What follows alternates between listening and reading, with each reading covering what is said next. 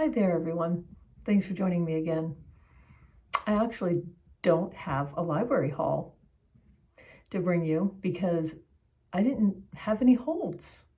Now, they're coming in, and I have quite a few now, but that was good because I mainly went to the library to return a bunch of books, and I just wanted to give you an update on what I've read since then or finished since then.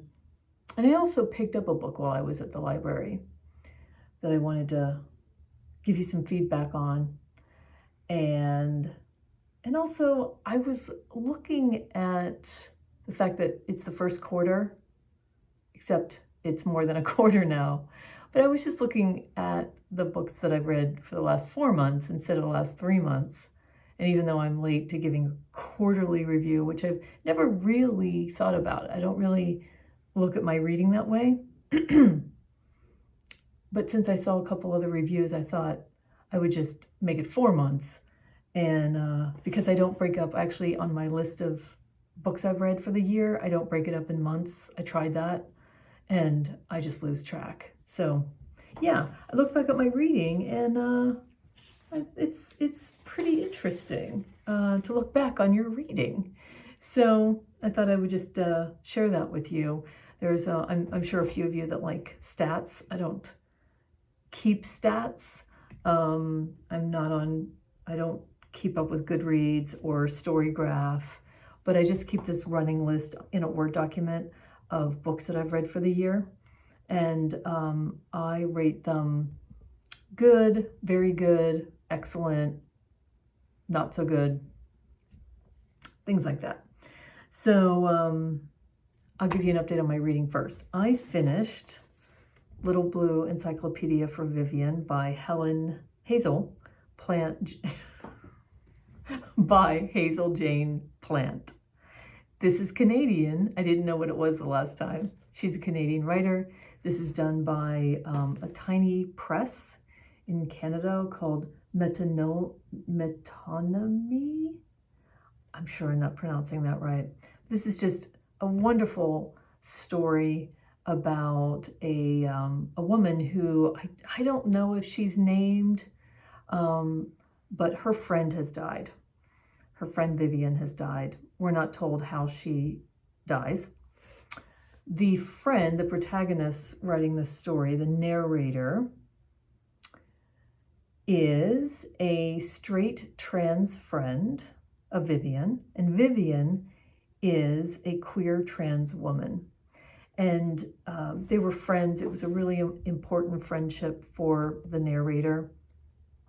And Little Blue is Vivian's favorite TV series. And it is quite a series. It takes place on, I think, a place called Little Blue Island, fictitious island. And this friend, in sifting through Vivian's things along with Vivian's sister, decided that to remember her friend, she would create a book, and it would be in the form of an encyclopedia broken up into the 26 letters of the alphabet. And in each chapter that's a letter, we are introduced to characters from the Little Blue TV series. And then in each section like this, the writer of this book just naturally goes into the narrator remembering something about Vivian or sharing a story. So at first, it was an interesting rhythm to get into, but then I really enjoyed it. And it's such a great way to unfold memories about her friend and what that friendship meant to her, but through stories that include other people. And yeah, so it was really well done. Then I also picked up, just this weekend actually, Og Nine Fog by Catherine Scanlon. I had read, earlier this year, I had read Kick the Latch, which I loved. And I just love the way Catherine Scanlon writes these books. Now this is extremely short, so I read it in under 30 minutes. And Catherine Scanlon, this was published, I think, in 2019. She found an old diary in an estate sale. And it was written in the 60s maybe, by a woman who, at the time she started this diary, was in her 80s. And it was just fragments of thoughts. And she just pondered this diary, and as a writer, applying creativity, put together the snippets of this diary into a fictitious diary, but it's using the scraps of entries from this woman, and she's just, I think, rearranged them to make them flow, perhaps. And so it was really interesting. She does break this up into seasons, and it was kept for a few years. But I will read anything that Catherine Scanlon puts out now. I adored Kick the Latch. I would really recommend that book, and it is also a book that was a result of Catherine Scanlon's research for a number of years with a woman who is a woman who worked at racetracks taking care of horses. So that's a really interesting story. So, oh yeah, the other thing I picked up is a book that I heard somebody talking about, but I don't recall who, on BookTube, called Fish Swimming in Dappled Sunlight by Riku Onda. This is an interesting story. Its premise is that you're just walking into a scene of two people whose relationship is ending. This is their last night at an apartment. This is all on the back of the book. And they are talking, or not talking, but they share a tragic event that happened when they were in the mountains hiking. Their hiking guide dies, and they blame one another for the death, even thinking that maybe one of them killed this guide. That sounds very strange. Like, why would they kill a hiking guide that's a stranger to them? Presumably. Yeah, and that's where this whole story goes a little wacky for me. So it was kind of wacky from the beginning. The writing was a little what do I want to say? Stilted, I think, not naturally flowing in a writerly way. And I don't know whether that's the writer or the translator really.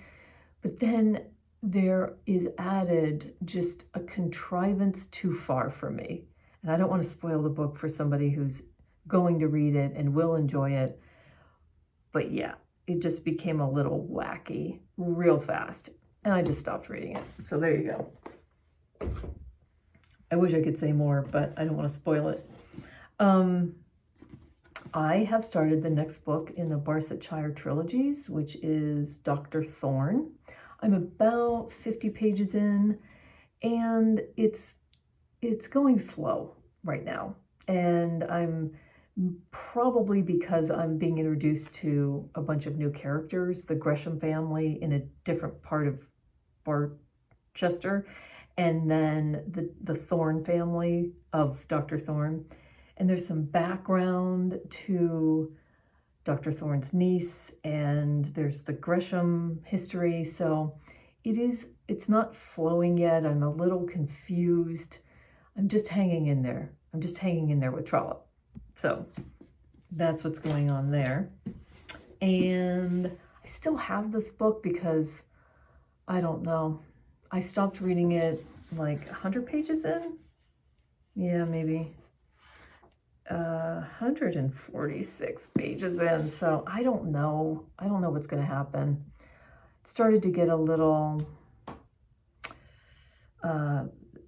X's biography, if you think about also the application of the way that the U.S. is broken up into territories in this story. You have that, plus you have, now you're digging into X's background, and it just became a little clunky, and I don't know if I care. That's probably the main thing. So I don't know whether I'm going to keep going on this. And surprisingly, before I returned it to the library, I thought, all right, I'll just dip into this new Curtis Sittenfeld. I'm really hot and cold on Curtis Sittenfeld, but I thought I would just try this, thinking I'm really not going to be interested. But as it turns out, I'm still reading it, and it's really zippy dialogue, really great writing. This is about a woman who is a writer for what's essentially Saturday Night Live. It's called something else in this book. So you're really inside the lives of these writers and their lives, and it's a hectic, fast-paced story because that's how their lives are. And she is writing some scenes for the person who's going to be the host of the show. There's guest host every week, like Saturday Night Live. And does something start brewing with this guy? I think his name's Noah Brewster. We don't know.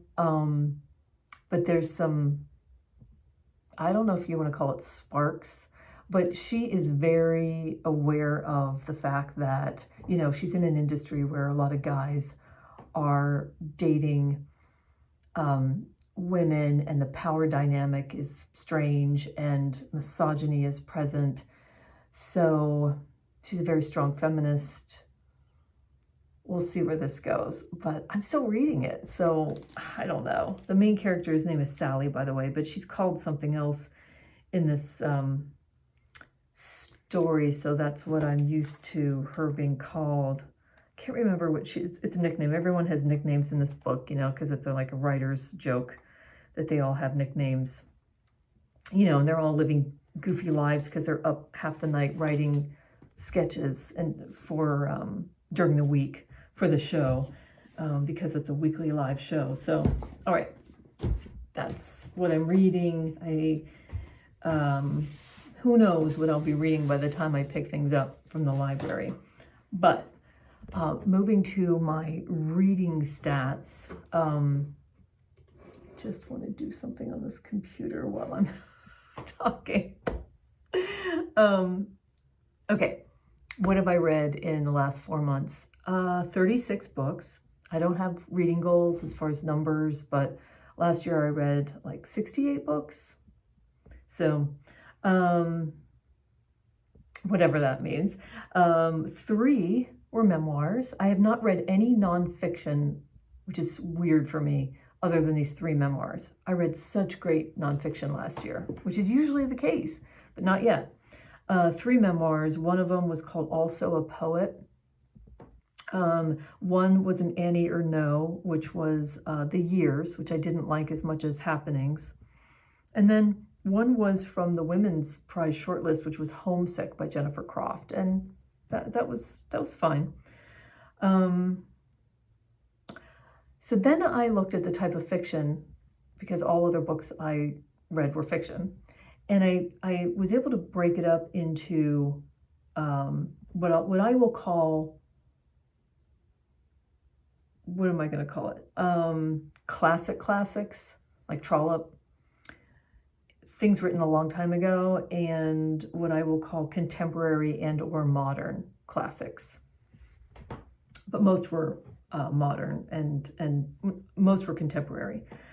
Okay, on my list, I just wanted to talk about the fiction that I called very good and excellent, because that's how I think about books. And excellent, there were 2 books. One was Joshua Cohen's The Netanyahus. Highly recommend that book. Laugh out loud, funny, very well written. The Netanyahus. Secondly, The Heart's Invisible Furies by John Boyne. Long book, really worth it. It is an epic. It's taking you from the protagonist's early years as an adopted kid to his adult life as a gay man, and it was captivating. I have another John Boyne to read, and but I haven't read it yet. Excellent. I think those were the excellents, and then the rest are I pulled out of my list are very good. And in that very good category, I'll talk about the older books. The End of the Affair by Graham Greene, written in 1951. Anthony Trollope's The Warden and Barchester Towers. Jane Eyre I read for the first time this year, and I was blown away. And then the last one is a book that I just read called Disgrace by Coetzee. And then the more modern or contemporary books that were very good was My Phantoms by Gwendolyn Riley. And I have to say, that was a book that I didn't appreciate until I was done with it and thinking about it. And it really stuck with me. And then I actually changed it in my list to very good from good, because it really grew on me and it just unfolds. The New Life by Tom Crew, I really enjoyed that book. Now is Not the Time to Panic, which I wouldn't have guessed a story about teenagers was anything I would call very good, or even that I would keep reading. And it really kept you hooked. I really enjoyed, what is his name? Kevin? I don't want to guess, but I really enjoyed that book. It was really hyped and I really enjoyed it. Birnam Wood by Eleanor Catton. And a recent one is Mother Dead by Vigdis Hjorth. And was that on the Women's Prize long list? Man, that was good. So yeah, that's my recap of the last 4 months. As I was looking at the last 4 months, I thought, man, it would be really good to talk about books from 2022, because I don't think I did a video about that, but it's never too late, is it?